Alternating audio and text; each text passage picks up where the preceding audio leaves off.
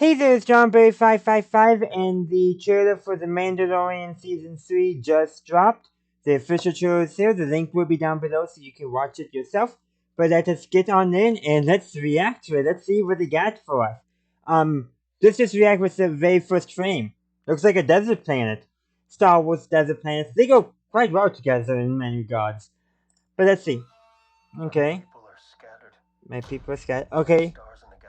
Those look like, yeah, Mandalorians. Okay. Hmm. Okay, so it sounds like we're gonna be getting a lot more into the Mandalorians as a whole. Okay. Here's new M1. That's a good shot with Grogu. Also known as Baby Yoda. Aww. That's a good shot. That is not the best color palette, but the type of space. Wait, is that... Oh. One of the creature like says come. Okay, I forget the name of that plane, but it's doing very well. I also kind of very much like how he now has basically a hot rod. He's gone from like an RV to a hot rod. Because we saw the armor. Ooh, that's probably Mandalore. Is this so that oh, she's back for another episode. This is the way. Okay, interesting. March 1st. Okay, that's about over a month out. Interesting. Too late. Oh, it looks like we're getting more of that. Ooh, some ties. That's neat. Ooh, hey, was that Mandalorian Fang Fighter? I'm kind of behind. I'm gonna have to jump through it a bit.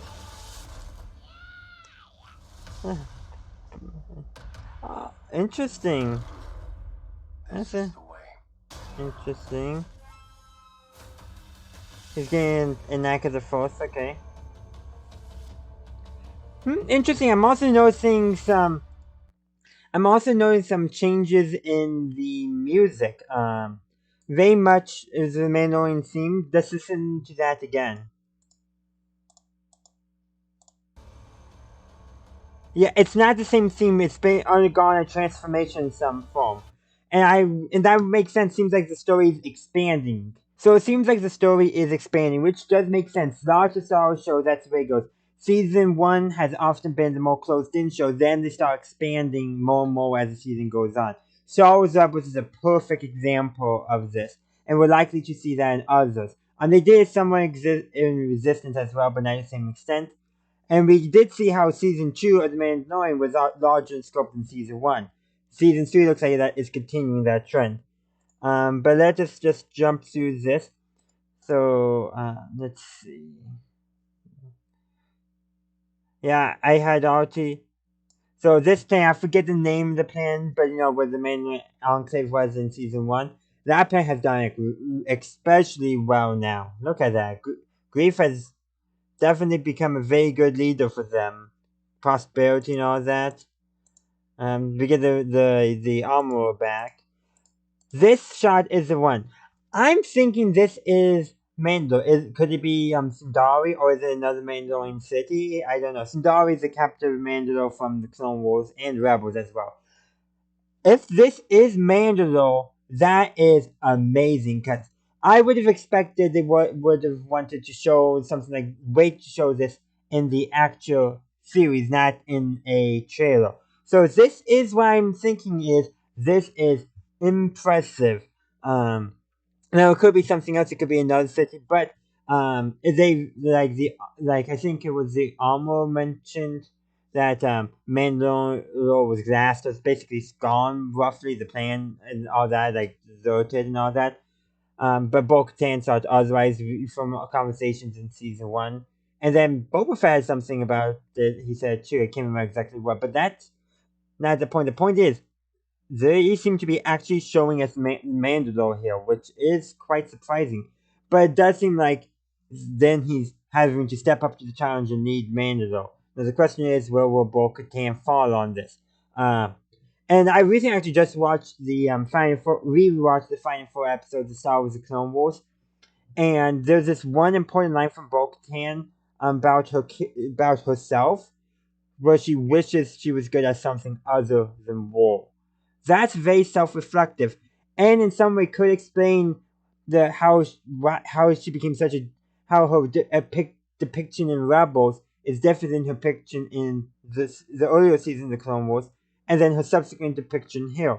All that stuff is informing each other in her characterization. Now, will she appear in here? I don't know, but we're having to deal with the after effect of everything from season 2 with the Darksaber, so she probably will make an appearance in some form or another.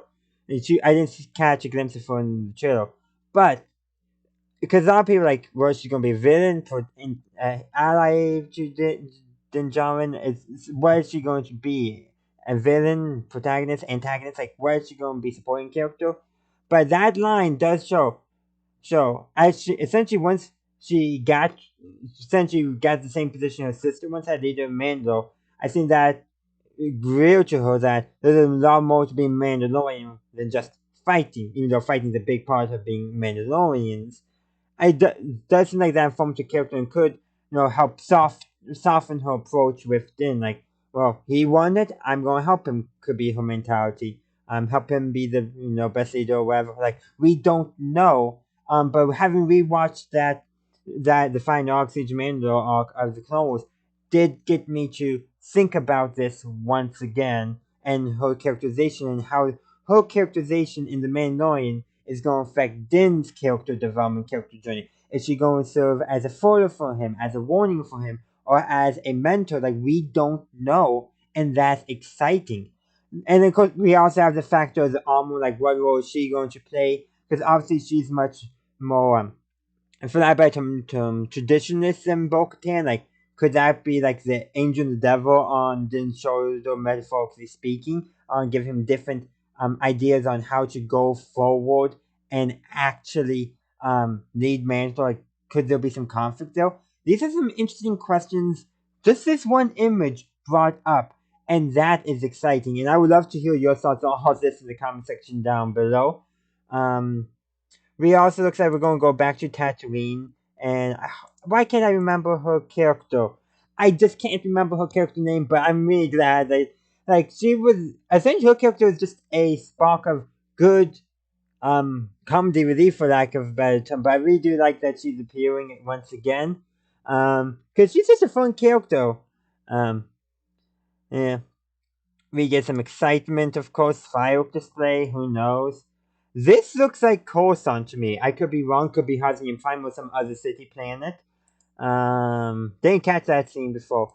This scene here makes me think that we're going to get another look at how at Grogu's experience during Order 66. Again, this is another thing I'm kind of surprised they put in the trailers. Sure, we guys seen a little bit of it in the Book of Boba Fett, kind of real place for it, but that's where they did show it to us. But I do wonder what they're going to be doing here, and it wouldn't surprise me that they're going to show extend that scene and show us more and have it affect and how it affects both Grogu and Din learning about all this stuff. And we're obviously going to be fighting the Empire at some point, or Din, I should say. This here, oh, looks like there's going to be a fight on that planet again. The Grief Cargo's in charge of. Great. So is it going to be, whose fault is it going to be? Okay. Looks like one batch of Mandalorians fighting somebody. So looks like we could be now. Does it look like the regular residents? So could there be some conflict going on there too? Then torn between his loyalty to Mandalorians and his loyalty to his friends at Grease Karga. That's something very interesting to bring up. And then of course we have Grogu using the Force again. But that's pretty minor in my opinion. Well, not minor, it's major. But in terms of what there's actually to discuss with this trailer, I got more stuff about the potential of geopolitical, but all that stuff involving the Mandalorians, main clone culture, leadership, all that. That stuff, this trailer brought more questions for me up and more speculation, which is actually quite good. It helps get me excited for the series. Obviously, it's going to be airing on March 1st, so we got about a month and a half to go for that. Man, I'm gonna have some busy Wednesdays coming up, starting in March. Of course, the Bad Batch of the Mandalorian going on. So yeah, that's definitely gonna be some exciting stuff coming up for me. But you know what? It's gonna be exciting for all of us. It's gonna be exciting for me trying to get all my reviews out in time. But you know what? Really, this is a good starting place, I think, for it. It's an exciting trailer. It's really showed us some interesting stuff that I did not expect to actually see in the trailer. I know there's a lot of decisions going on. There are a lot of decisions about what to include and what not to include. And some of the inclusions did surprise me because it also makes me wonder, so what are they not showing us? But I think that is actually a good note to end this reaction review on. I do hope you enjoyed it. If you did, please be sure to give this video a like and upvote and share. Let's spread the word. Let's also get a discussion in the comment section down below on this trailer. What are your thoughts on it? What surprised you? What are you looking forward to? Maybe even what you wish they had included. All that stuff. Let's really get a conversation going. Also, be sure to consider subscribing and following the channel if you haven't yet done so, and feel free to check out any links in the description down below. And as always, have a good day, a good night, wherever you are. May the force be with you always.